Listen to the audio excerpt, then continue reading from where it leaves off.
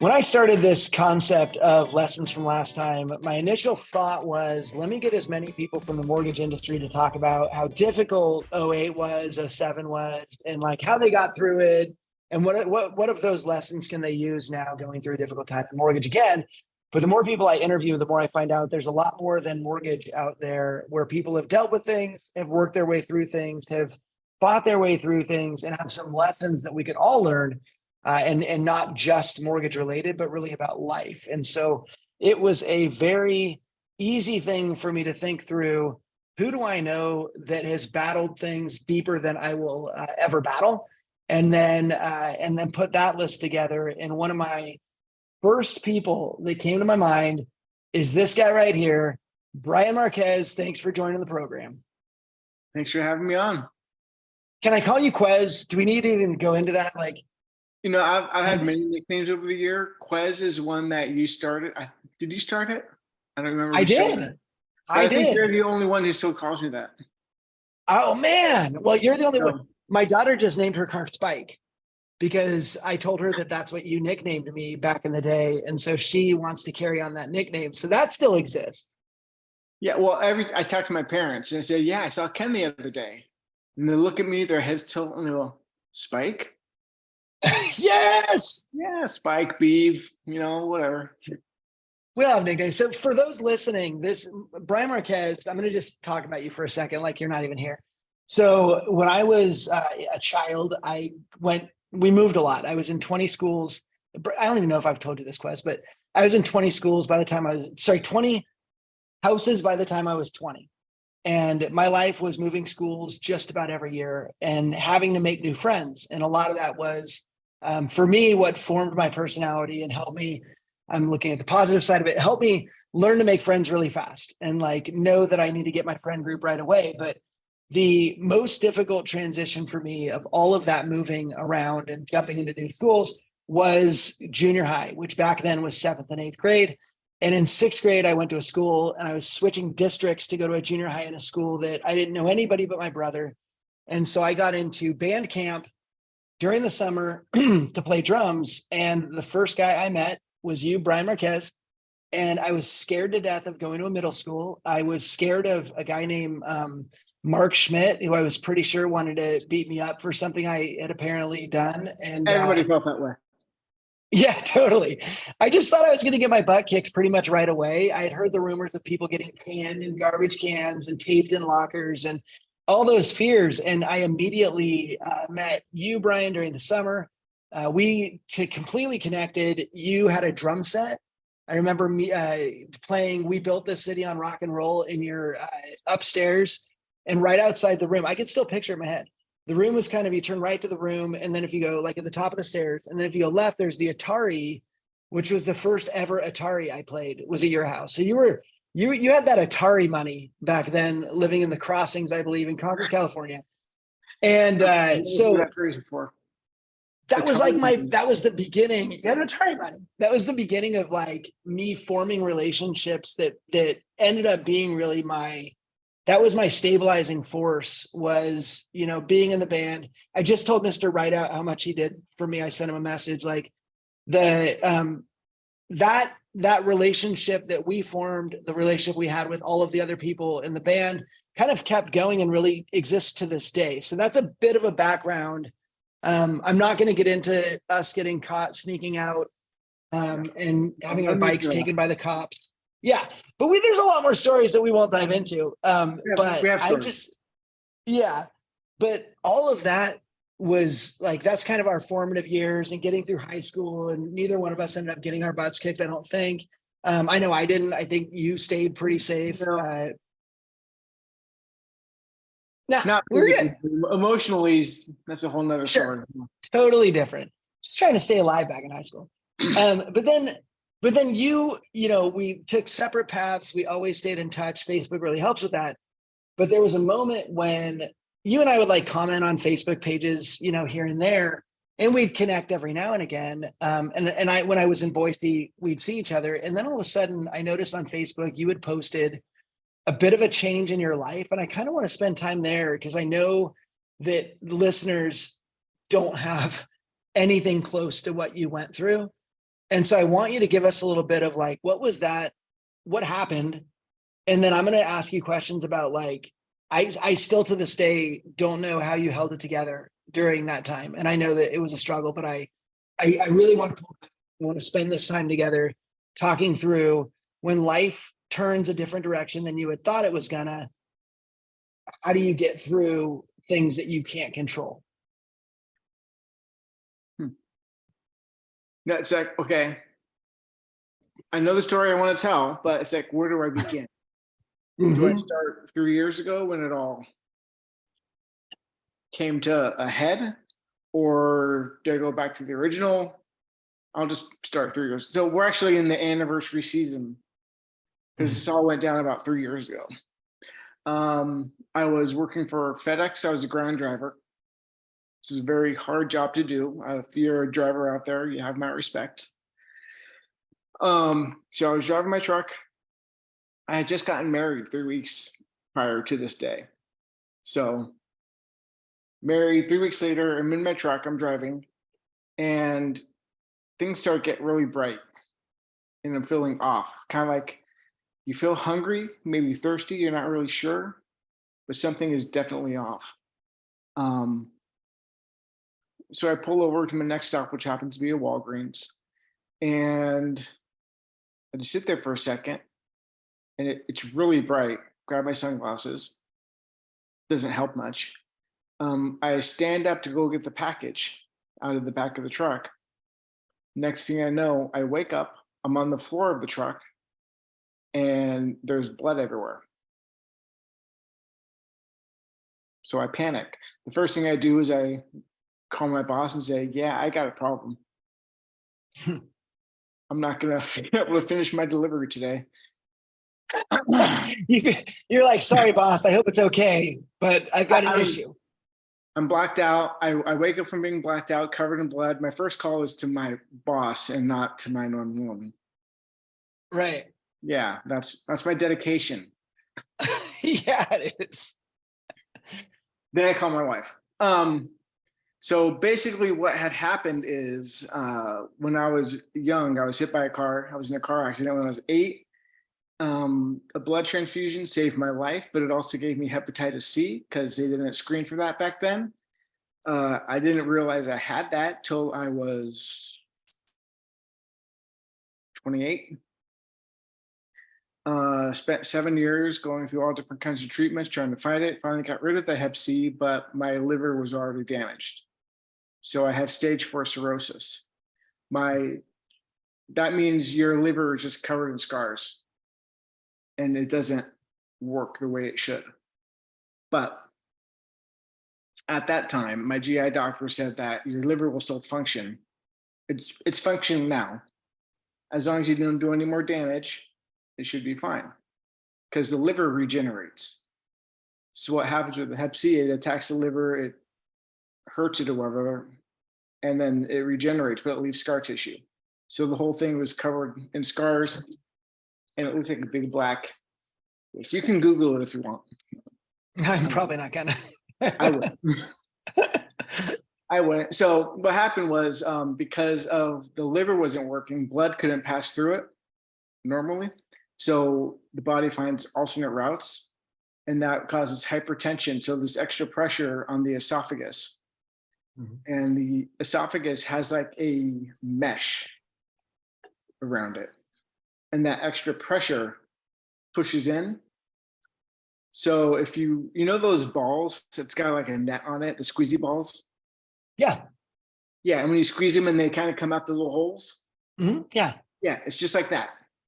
But what was happening is they were popping. So I was bleeding out internally. Wow. Yeah. So all that blood that was around me on the truck was from my stomach. Oh my gosh. And my boss came, picked me up, took me to ER. And this was right when COVID hit. So I was in the hospital for 4 days with that. I went home. 2 days later, I had intense abdominal pains. I went back to the ER. My gallbladder was full of stones. Because of the condition of my liver, they weren't going to take it out. Because typically they'll just take the gallbladder out, call it done. Right. But no one's can go anywhere near my liver because of its status. And then, so they put a drainage bag in it. So for 2.5 years, I had this hose. I saw you when I had the bag, right? I saw that host. Yeah. And by the way, when I went to see you that day that you had like the bag with you, I think when I texted you, like, hey, I'm heading your way, I'm going to grab some beers. Do you want one? Might be the least sensitive thing I've ever said to anybody.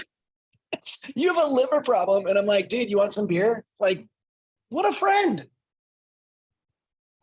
I'd love a beer. I got 5 kids. I would love it. But not an option. So I had that drain. So I was in the hospital another week with that. I went home again. I was going to go in for a checkup a few days later, a follow-up. And when I got in there, they took my temperature. Apparently I had a temp, like a high temp. That turned out to be a staph infection. So I went back into the hospital. I was in there for a week. I left with a PICC line. I had this little ball of antibiotics coming out of my arm. And I had that for 4 weeks. And I was just beaten up and bruised. Any one of these things would be too much for me. Is there, as you hear more things, is your response mentally like, oh yeah, another thing? All right, here's the next thing. Or are you responding with, oh my gosh, another thing? Like what's next? If I could walk properly, I'd walk around with a shoe just so I could drop it. Waiting for it to drop. Yeah. Yeah. So on that, but during that last stint in the hospital, my GI doctor, the one who helped cure me from Hep C, Zoomed me. And he basically said, yeah, your liver is pretty shot. We need to get you a new liver. And that was the first time he said that. And I had never in my life thought of having a transplant of any kind. Mm-hmm. And that scared the hell out of me because I had just gotten married. Right. There is no newlyweds. In my mind, I'm thinking there's no way she's gonna stay with me after this. Wow. I was just beside myself. Well, you're trying to put on your best self, like in your first year, you're really trying to impress still. And you're like, I was putting on the brave face, but inside I was screaming. yeah, I'm still screaming sometimes because post-transplant life isn't all, what's the term? Rainbows and unicorns. Well, but spoiler alert, you just told everybody there was a transplant, but we haven't even gotten there in the story yet. Oh, sorry. Back up. You can edit this out there, right? No, that's good. Now people know. It's kind of like when you drop that something on them and then now they know what the build is going to. Okay, yeah. So the doctor said I needed a transplant and well, I'm still here, so something happened. Sure. I mean, you guys are intelligent people watching this. You're going to put 2 and 2 together. Yeah. So he said your options are there's Salt Lake City, there's Portland, or there's Seattle. Those are the 3 closest transplant centers. And you're in Boise, Idaho. And I live in Boise, Idaho. And he said, I would suggest Salt Lake, they're the closest, but decision's up to you. I don't know what to do. I've never done this. I've never been in this situation. Anyways, we ended up choosing Salt Lake, and it took about 3 months for them to contact us. One of the coordinators, and they set up an appointment to go down the following January. So there's 6 months of having this bag, feeling like crap. Because you'd be surprised what the liver does for the body. It does a lot. It does more than just processed beers. Wow, I actually thought that's all it was for. Well, actually, one of the big things for me is that the liver is also kind of like the your temperature control. Oh, wow. Yeah, so when the liver goes bad, you get cold. You Hmm. get cold fast, and you stay cold. I was like bone cold. That was a hard winter. Actually, it's always a hard winter. So we ended up going down to Salt Lake. My wife was still with me. Praise God. Mm-hmm. So, honey, thank you. I'm very grateful. I love you. I wouldn't be here without you. Love that. So we went down to Salt Lake for a battery of tests. They did stress tests, were not the kind where they put you on a Treadmill. treadmill, Mm-hmm. but the kind where they lay you down, they stick an IV in you, they pump you with fluids, and they see what your heart will do. Not fluids, but drugs to Yeah. make your heart go. I passed. It was just a lot of tests. I think the scariest part was I was in this little tiny office, and I was talking to one of the hepatologists, and a nurse came in because they needed to draw some blood. Mm-hmm. She came with a big box. You know the crates that have all the little vials in them? Yeah. Yeah, the vacutainers. Mm-hmm. Yeah, she had 35 vacutainers. Well, Whoa. that is a lot. You're like, who else are you seeing today? That can't be for me. That can't be just for me. Spread the wealth. I have bad veins. My veins are small and they like to roll. So getting an IV in me is challenging. Mm-hmm. Even when I'm hydrated, it's like, good luck. Mm-hmm. Anyways, 35 vials. That was fun. But I was able to, on that trip, I discovered, what's it called? A really good Mexican place. I know I'm always thinking about food. The name eludes me. It'll come to me. I'm just gonna spout it out later. But yeah. And then it wasn't till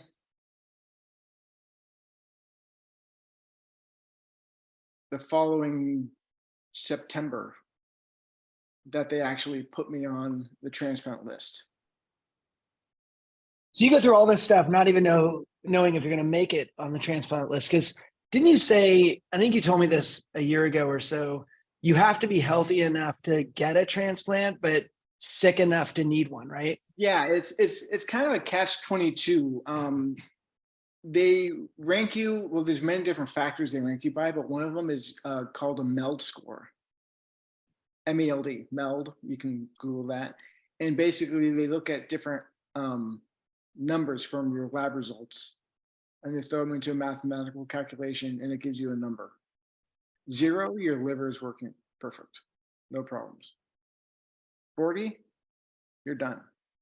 40 is the highest. The closer to 40 you are, the more likely you're going to be next on the list. My MELD was always around 18. It jumped to 23 at one point, so I was in the low 20s for majority of it. So if you're in the 20s and somebody else comes in at 30, do they jump you on the list?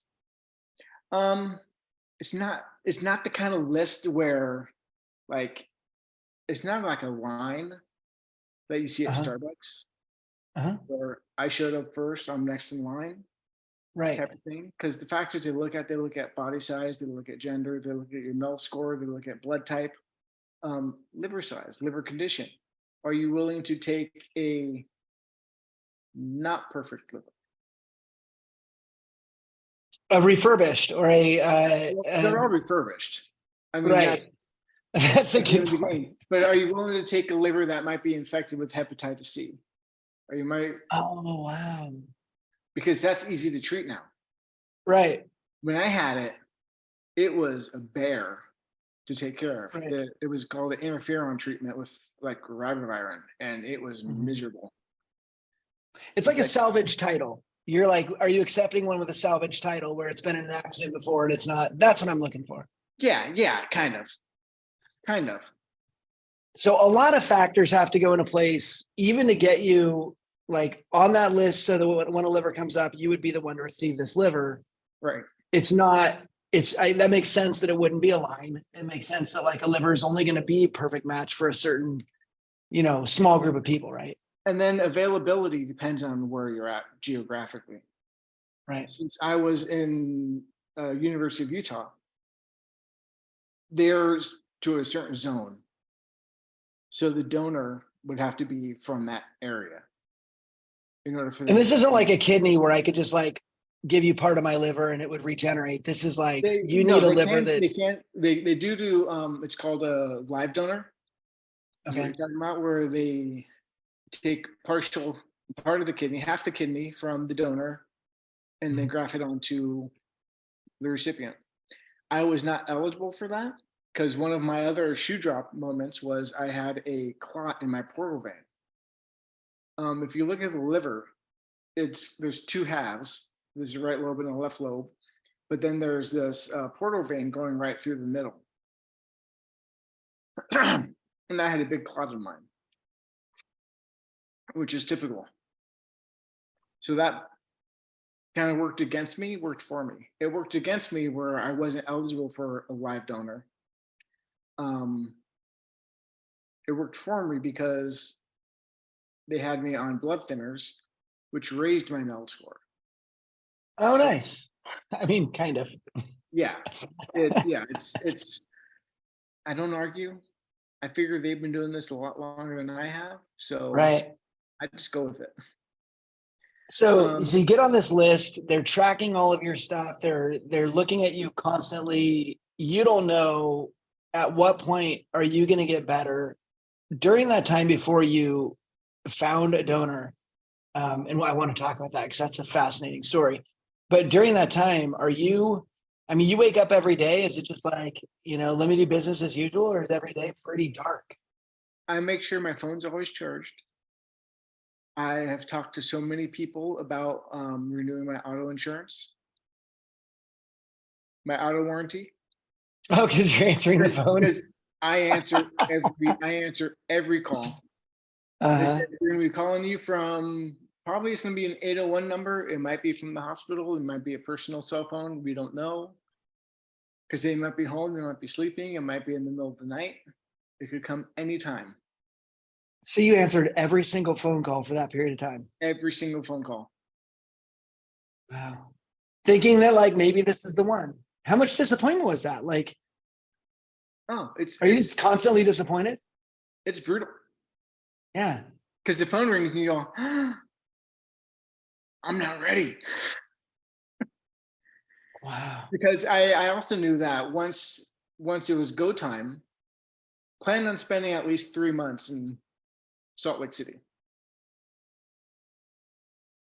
Because you how does that work with job? Like I wasn't working FedEx. I had gotten on a Social Security disability. I had a bag hanging out my side. Right. I couldn't work. Mm-hmm. Extremely low energy. I was very jaundiced. I didn't notice it. My wife noticed it. My family noticed it, but I didn't. I noticed it. Of course you did. You're observant. That was hard, dude, when you were just walking across the room. Like, I remember being at your house and you were walking across the room and I was like, dang. Like, because I've always known you've always had energy. You've always been tons of energy.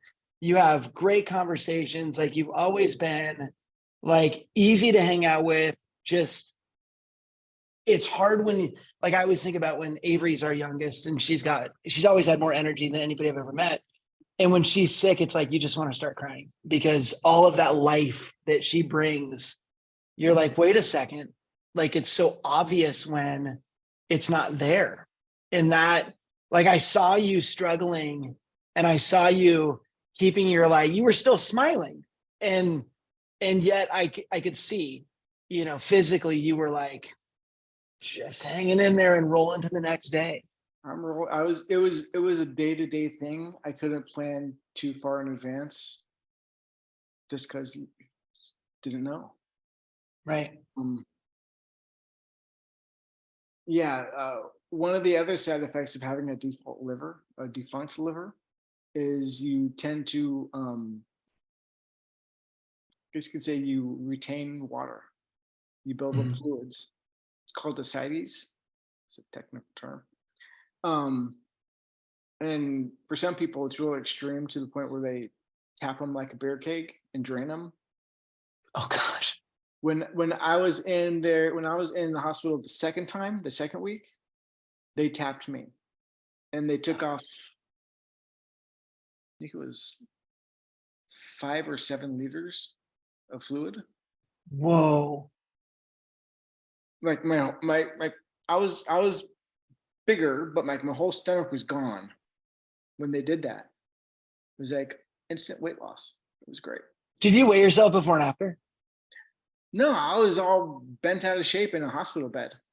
Oh, right. All right. Sorry. That's my my lack Had I of been understanding. better, I would have been really excited about it.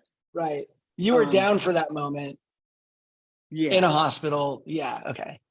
No, but I go, hey, my Man. toes. Yeah. You see your feet. Jeez. So, all right, take me through the moment you found out. Like, walk. I can't wait for people to hear this. So, Okay, how'd you find a liver? I'm in constant contact with my coordinator, pre-transplant coordinator at university. And at one point she said that, okay, well, with all these things going on, you are top of our list. So you're the next available liver that fits you. Mm-hmm. Oh, you still there? Yep. Sorry, I was getting a phone call. Don't have to answer that one now. Yeah, that's my son. Nice. You can wait. There you go. But I'm talking on my computer and it jump screens and stuff like that. Yeah. She has said that you're top, you're next. Great. So my wife and I, we get our go bags ready. They sat in our closet for a couple weeks. And then I was laying on bed talking to Melissa, and I got a call from my mom. And she said, hey, I was just talking to someone from Hope Center, our old church in Pleasant Hill, and her son just passed away. And they want to know if you want that liver.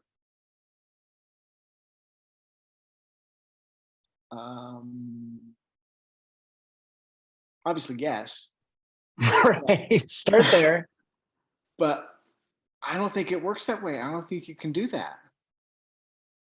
Because in my mind, the way it's set up, because there's only a finite amount of livers out there. They can't, Right. they can't create they can't manufacture them yet. Mm-hmm. Is that, depending on where they are, it would go to whoever's in that territory. It turns out that her son lived in Chicago. Chicago is not in our territory. Let me call the hospital and talk to them, and I'll let them know. So I called up, my coordinator was out, but I talked to the nurse on call and said, so there's an individual in Chicago who is currently on life support, has been declared dead, but they're waiting to donate the organs. They want to donate the liver to me. Is that even possible? And the coordinator said, yeah, that's called a direct donation. It's very possible. Here's what you need to do. Give my information to so-and-so, have so-and-so call me, and we'll keep you in the loop. That was on a Tuesday. That was Tuesday. So I got excited, but I still didn't know what was going to happen. No, they didn't say, come down, head on over. Because the surgeon still has to go out to Chicago, look at the liver, see if it's a good liver. My God. A surgeon, a transplant surgeon's life. Whew, talk about, you think you travel a lot. Yeah, no, they've got a, I mean, I'm guessing they're not on Southwest or Frontier or anything. I mean, No, they've probably they got a use private plane. planes, Yeah. private flights, but they're on the clock. Because once Oh, once yeah. the liver comes out, they only have so many hours to get it into another Mhm. host. Right. Yeah, so we went about our day thinking that it may happen. The way our schedule is set up is I have my kids every other week. Her girls are with us full time, except for every other weekend they go to their dad. So on Thursday, we drop the girls off. I dropped the girls off, and then I stopped at the store to pick up. I still have a vision in my head from this story of you just holding a pie. Yes, I was holding a pie. I can still Oh, picture that. it wasn't a as you full told me pie. it. It was a half pie Okay. because sometimes you just need pie. Right. And yeah, so I stopped at the store. My kids were with their mom, so I didn't see them. I'm in the checkout line. My phone rings. University of Utah. Oh crap! I'm not gonna get my I pie. got this pie. I got this pie. And they said, it's go time. Where are you? What time do you think you could be here?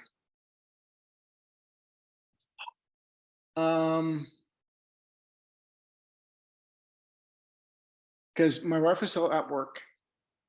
I figured she would get home at 5. We still need to pack. It's a 5-hour drive down there. Give us 7 hours. 7 hours later, you're at the hospital. Yeah. 7 hours How later. fast did you drive? Oh, I was speeding. I would have ripped like 120, 130 on the way down there, just hoping I'd get pulled wanted to get over there. and be like, I dude, wanted to I'm get getting there I'm one getting a piece. liver. Oh, But that's a good point. Here's the thing. During this drive, we're taking 84 to Twin Falls, and then you stay on 84 down to Salt Lake. Salt Lake. But that section of 84 between Mountain Home and Twin Falls, it's just straight. It's flat. There's nothing there. Yeah. But there are tumbleweeds. There are thousands and thousands of tumbleweeds. Gosh. Usually, tumbleweeds go across the road, right? Yeah. I've seen the Western movies. Yeah. Yeah. These weren't. These were going down the road. Oh no. So I'm driving the car. I'm doing about 80 because that's the speed limit. Yay. Sure. And there are these tumbleweeds, big ones, like little families. Just flying down the road, and we were laughing. Wow. Because it was cute and adorable. Anyways, I digress. That whole drive, were you still hesitant? Like, it seems like hope, but still like, is this really going to be a thing? I haven't had any type of surgery since I was 8 years old. Right. The thought of someone cutting into my midsection scared the hell out of me. Yeah. The thought but outweighed by what if I come out of there healthy, right? Or was it like you weren't even thinking about that? You were just like, they're going to cut into me. They're going to cut into me, and they're going to. I like to think I coined the phrase. I'm not sure if I did or not, so I can't take full credit. But they got me like a fish. Dang. So if you feel your rib cage, yeah, reach down and feel your rib cage. Yep. They cut from one side of the rib cage up, following the ribs to the sternum, down the other side. What? Yeah, that was their mode of entry, which is different. So you're thinking about that. Like you're thinking about they're about to do this to me. Well, usually they do the Mercedes logo. Oh yeah, makes sense. They have one and then one going up. Mhm. But then I got there and I was in pre-op and they said, "Oh, we don't do that anymore." Other hospitals do, but they don't. Yeah. Yeah. So we got there about 8 o'clock. We were 2 minutes earlier than I told them. Wow. We went up to the, I think they put us in a room, I think on the 5th floor, 'cause that's where all the transplant people are. And we waited. We were waiting for Dr. Kim, my transplant surgeon, to call from Chicago saying he's got the liver. It looks good. We're a green light. So he's still in Chicago. You're in He pre-op. was in Chicago. I'm in Salt Lake. I'm getting ready. They're coming in. They're hooking me up. They're getting the IVs in. They're not pushing any fluids or anything. They're not giving me any Yeah. medications, but they're checking my labs as well to make sure that everything about me is where it Yep. should be. Yep. Yeah, and you try to stay calm. It's hard. I was freaking out because it's one of the new hospital beds. They sense how you're sitting and then they adjust. That's And kind that of was freaking me out yeah. because it would move. Oh, because they kept adjusting, and you're like, what's happening? Yeah, it kept moving on it. Oh wow. Yeah. So the new technology probably to prevent bed sores from being in one position for too long. Sure. Yeah. Yeah. So we were there. They kept coming in. We're almost there. We're almost there. I think it was about 1 or 2 o'clock in the morning. Okay, we're going to take you down to pre-op. So we go down. I was a mess. Mhm. It's all emotional. I still get emotional. I get overly emotional. And I like to blame it on the medications I'm on, but who knows? And they just did it once over. They said, so here's what we're going to do. Here are the risks. If you wake up with a tube in your nose, this happened and this happened. So we're going to be feeding you that way for a while. You may wake up intubated. Intubated. I said, well, if you could wake me up, if you could take that out first, I'd really appreciate That'd be nice. Yeah. because I have an amazing gag reflex. And that Okay. doesn't sound fun. At Right. all. Right.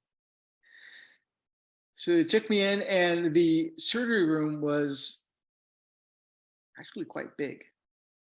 Mhm. I had a chance to look around before they, put me to sleep. I'd say at least 30 by 30. Nice. Because I figure there's gotta have enough room for 2 teams. Yep. One team to take out a liver, one team to put one in.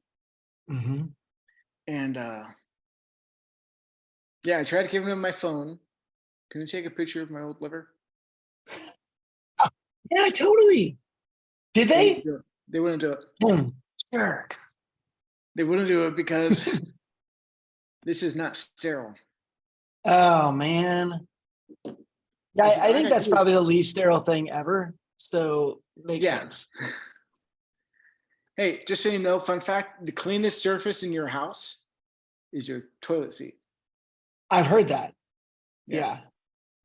Cam at our office keeps telling us that. There was a big fight around the office around that. But anyway, so huge room. You're like, here goes. Here we go. Then I woke up. With the nose or with the intubation? I woke up in ICU. That's not good, right? I remember laying on the gurney in the transplant room, and then I woke up in ICU. When I woke up, I was intubated. I didn't have a nose in my hose, a hose in my nose. Nose in my hose. Nose in my hose. That's my favorite rap song. Is it really? No. My hands were tied down. I was restrained, Whoa. which was rough because I had to itch my nose. That wasn't in the Oh, nose. that's probably they don't want you waking up and They don't ripping want the me thing out. yanking Right? it out. Yeah. Yeah. I get that. Yeah. So I did the international this, and they gave me a little notepad and I could write notes, Mhm. stuff like that. How long did that stand? I was in ICU. I don't know. Days? Not long. Less Okay. than a day, I think. Okay. Wow. Man. I have a picture. Because I gave Melissa instructions. I said, when they pull me back, when they bring me in from ICU, I want you to take a picture because I want to see what I look like. So I woke up. I had this thing coming out of my mouth. Hands were restrained. There's a bunch of gauze padding on my midsection. Mm-hmm. Sergio was there. Sergio was my ICU nurse. Great guy. What else? I had a big direct line coming out of my neck. Mm-hmm. I had 2 IVs in this arm. I had a direct line coming out of this arm. Jeez. With another IV up here. I was just tapped. I'm picturing Deadpool when you describe this. Like when he was coming out of his transformation. I didn't look like an avocado. Was not Dude. an avocado. Yeah, so Melissa was there, and so begins the recovery. What scared me was I forgot his name, but my physical therapist came in. How you doing? Let's go for a walk. While you're like that? Yeah. Well, after they gosh. took the intubation out, Yeah. they took it out later. I don't remember the exact time. But they got you up and Yeah, you started walking. Wow. I had my stand. Mm-hmm. How'd you feel? Do you remember the feeling of, hey, it worked? Was there still trepidation? Was there still like, As soon as Melissa saw me, she said my color was back. Wow. I was getting my humor back. I was becoming Mhm. more like myself. Because I was someone else. Mm-hmm. And it was just bad. Which for her, putting in that amount of what she hadn't expected in her new marriage, Right? like she had to feel pretty awesome after that, going, oh cool, this is the dude I married. Right. Yeah. Right. And it was hard. Yeah. You're not, I mean, are you ever out of the woods after something like that? No, I am on a, when I post transplant, okay, after the transplant, I was in ICU for 3 days. Then they moved me up to the 5th floor with all the other transplant patients, and I was there for another 5 days. So they kicked me out on day 8. I'm on anti-rejection medications. I was on prednisone. I was on a ton of stuff. And it changed it because they draw your blood every day. When you're in the hospital, they do it every couple hours. With your veins. Huh? With your veins. You Well, had mentioned that you have when I tiny had the veins direct that are. line, they just tap off that. Oh, gotcha. So I Yeah. love the direct line in that sense. Yeah. Yeah. But it had this big giant contraption stuck on my neck like a parakeet. That Right. wasn't fun. Did you name it? I did not name it. I feel like you should have named it. I mean, it was part of you for a while. Yeah. I probably should have named it, but I didn't. Where did they put your old liver? I'm sure it's in some biohazard waste. Gotcha. Dang it. You didn't get to bring it home. I would have asked for it for sure. Are you, so you get out of the I hospital, did ask you're her on, if I didn't get one. so you're on all of the meds, your life obviously better now than it was then. Still though, it's still on your mind, right? I mean, I've seen Always you on my go through mind. some things since then. I got How do this nice you, great big scar going across my midsection. So it's hard to forget. was there a new lease on life, if you will? Like, did you feel kind of wow, like I'm over that, I get to now, plug on, or like, what's the thought there? Yeah, I would joke around saying I can take that off my bucket list. It's not on mine. It's not on a lot of people's bucket list, so I can say with pride that hey, it was on mine. I got it done. Yeah, no, it's actually taken my whole life in a whole new direction. Because at the time, my disability, I was under the impression, I don't know how I got this, but I think I was told that my disability is good for 1 year post-transplant. After that, it's going to be turned off. At that point, I need to be fiscally self-sufficient again. So I'm racking my mind, what am I going to do? I can't go back to a FedEx truck. My body won't handle that.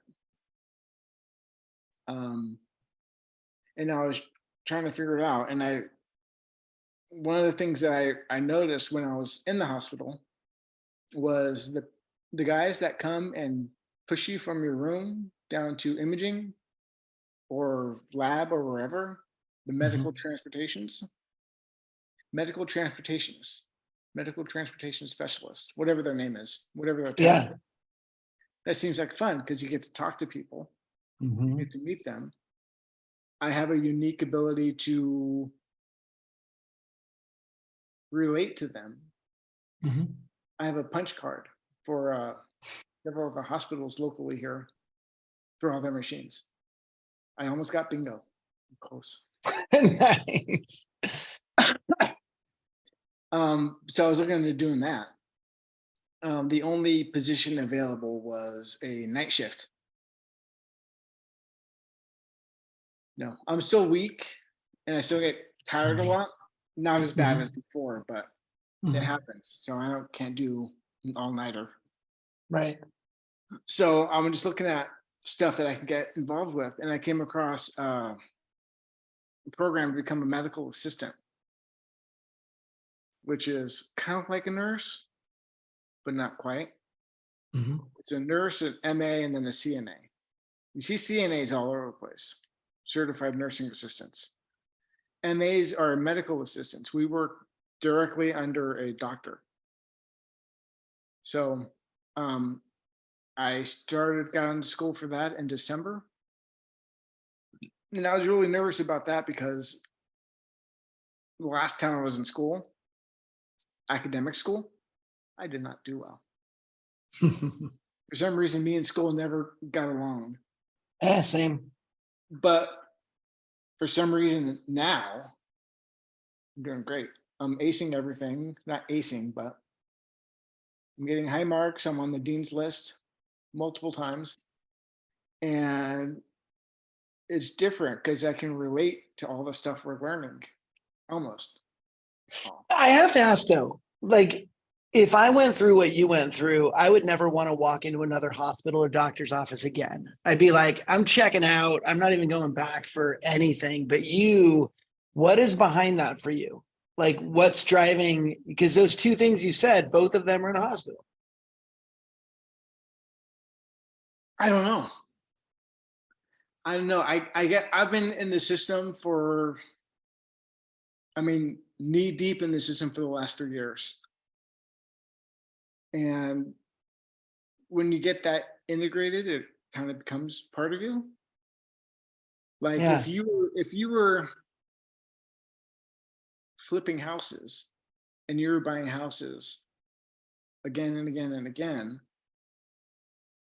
and then suddenly you can't buy houses anymore, but you can see, here's my end. Look at you bringing the But mortgage you, side. but you can process mortgages. Right. Wouldn't you do that?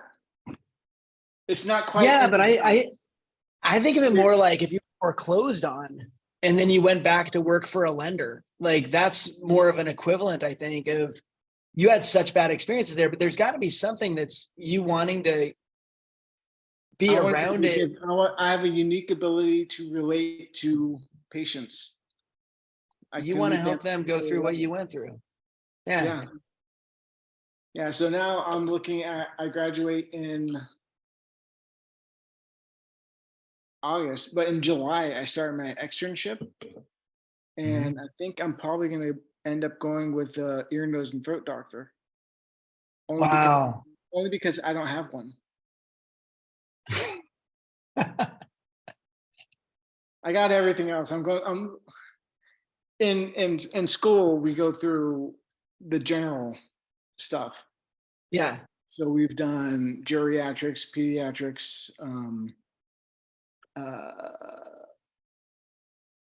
guys, gals.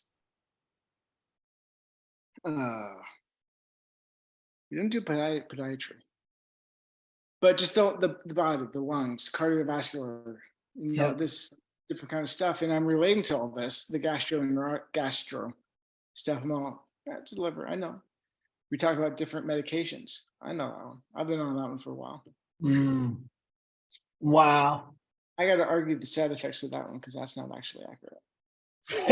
And, because I can relate to all this stuff. Right. Why not? Right. What else are you like? I don't know, having been through something like not knowing if you get a liver and being on the other side of it, do you find yourself complaining about stupid things and catching yourself doing that? Or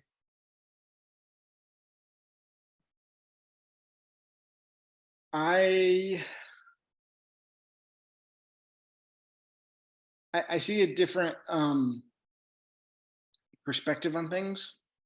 I mean, I still complain about little things because I'm human and some things still bug me. But part of it is just me being who I am. Right.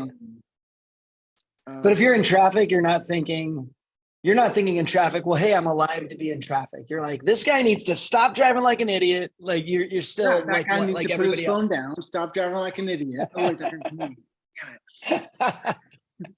So it didn't change that for you, but in a deep way, you realize and appreciate this life. I appreciate where I am. I appreciate what I have. I appreciate my family, the support I've gotten. Just the little things, a lot of little things I really appreciate. I may not Can you think of everything, but it's out there. Yeah. Is there a world where you're able to pay your wife back for all of the sacrifice? Well, I told her when she gets a transplant, I'll do the same for her. Nice. I'm not picking my stuff up off the side of the bed, but man, if you ever need a transplant, like I'm here for you. That's awesome. Not to that extent. I try to go above and beyond when possible. How much was so let's talk Facebook for a second. And by the way, this is now officially the longest podcast I've ever done, but it's so worth it because I love getting the story out of you. You have a perspective that very few people will ever have, fortunately, right?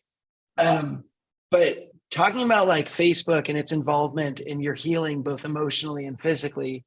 Facebook is where the donor's mom found out you were in need, right?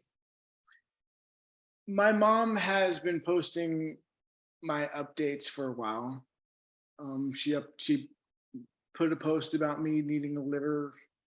This was a while ago. And so this lady who from Hope Center actually was friends with my mom like 20 years ago. Mm-hmm. And they haven't seen each other in a long, long time. But because they were friends on Facebook, she saw that post. And her side of the story is that her son was in Chicago, had an accident. They all went out there. They had him on life support. And she got out there and what's the name? An organization out there that deals with transplants approached her and said, have you thought about what you would like to do with your son's organs? Have you thought about donating them? And she's actually, they didn't expect their son to die, to pass. Mm-hmm. So they haven't thought about it, but he was listed as an organ donor. And she said, well, do you know anyone who you know personally who needs an organ? And she remembered my mom's post and she thought of me. Dude, that's so powerful. Couple huge takeaways. Number one, everybody should be a donor. Like I wasn't when I first got my driver's license. I'm like, I don't want anybody taking my parts and whatever. And as soon as I got married, Mindy's like, you better go right now and be a donor. Yeah. I've been one ever since. I also discovered that if you're a recipient, you can't be a donor. I can't give blood. I can't do anything. I can't give anything. Mm-hmm. So, but you can make an impact on other people to become donors. Yeah. Yeah. It was suggested by someone that I start doing an inspirational like tour. Mm-hmm. Go around and tell my story. Mm-hmm. And I laughed. I am not a public speaker. I can do this because it's can. Yeah. But put me in front of 10 or 15 people? No. Hey, maybe this will launch it for you. You'll get all kinds of calls saying, would you come speak to our group? The other part of Facebook for you, it's so crazy. I don't understand the high school component to life. For some reason, those 4 years we spend create these friendships and these mutual bonds that, I see Beth and Tracy, like, and all these people from our high school experience that, like, we still comment all the time. Wendy, and I mean, just tons of people. I'm listing all names of our age of people. But like Wendy Rockenbaugh? Yeah. She lives less than a mile away from me. No way. Yeah. So, but I'm like seeing when you're going through it, I'm in your group and I'm like seeing all these posts from high school people. How much of that, like, did you go to that sometimes? Like, I need some connection right now because you were alone. Like, you weren't at work, so you weren't seeing people every day. You're at home a lot. You've got the kids and you've got your wife. But like, how much was that for you helpful going through it? It was helpful to the point it let me communicate with other people. Social media has let me reconnect with a lot of people. Because if it wasn't for Facebook, I'm not sure how we would have reconnected. Mm-hmm. Scott Eastman is still not on Facebook. And so we text, but like, it does make a huge difference when I can see somebody's life. Like when you can track somebody and see how they're doing, you have that connection. Yeah. Speaking of which, who dropped the ball on the 30-year reunion? Justin McRoberts dropped the ball on the 30-year reunion. He said he was going to do it and it never happened. So I'm firmly blaming him solely. I thought we were going to do a sleepover at your house or something. Well, I did. I could have everybody over. It'd be good. It is, let's kind of end on this. So it's strange that you bring that up because Sasha Kano was one of my best friends in high school. And Steve, those two ran the reunion last time, and both of those our friends have passed since then. And you look at life and you go, we're getting to the age where you're hearing more of it. So up until your 30s, if somebody passes away, it's a tragedy of an unexpected tragedy typically. And now we're seeing a lot of the more normal sicknesses that come in and take people from us. And you had the opportunity to save that for us. And your friends, I'm telling you right now, we're all so happy that you worked your way through it, that you never gave up, that you fought like crazy, so I know you could have, people take a turn, man. And a lot of times people take a turn who are not up for the fight. And you were up for the fight. I take U-turns, I take lefts, rights. I mean, the journey that I was on took a lot of turns and a lot of shoes dropped. And it's still dropping. Mm-hmm. When it comes to social media, I'm also on a support group for liver transplant people, pre and post. And we all try to be supportive of those that are pre, that are nervous, don't know what to expect. They come in, they say, I have all these symptoms. Is that normal? Yeah, unfortunately, that's very normal. But then I see all these other people that are posts that go into rejection, that have to have another transplant. Mm-hmm. And I see stuff like that and I get nervous. My liver's been good for the last year. And I know it was a huge sacrifice. The donor's name was Zach. I want to honor him, make sure he gets his due respect.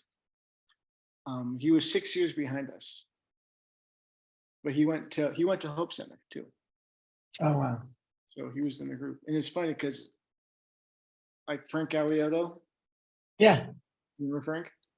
Yeah. Frank what? Knew him? Frank knew him. He knew my donor. Yeah. Yeah. And it's scary how small this world is. Mm-hmm. Yeah, I'm losing track of them. You're good, man. Dude, thank you for taking the time. I just really appreciate you getting that story out there. It's such a powerful story. I'm following you constantly and tracking with you to see how you're doing. I'll be back out in Boise a couple times this year, so I'll make sure I reach out so we can get a beer. Hey, I was at Yard House and I had O'Doul's. So, you had a what? O'Doul's. Oh, nice. Perfect. I'll bring over some Caliber or some O'Doul's or whatever. And dude, go back to your day. Thank you so much for taking the time, brother. Thank you, Ken. You take care of yourself. You too.